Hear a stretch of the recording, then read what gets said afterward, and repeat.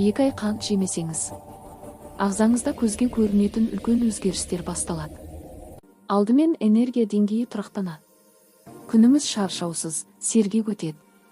Ұйқыңыз тереңдеп, тезірек қалпына келесіз. Таңертең оянуда жеңілдейді. Қантты тоқтатқаннан кейін бет терісі айтарлықтай тазарады. Қабыну азайып, терінің табиғи жарқырауы қайта оралады. 2 ай ішінде салмақта біртіндеп төмендей бастайды.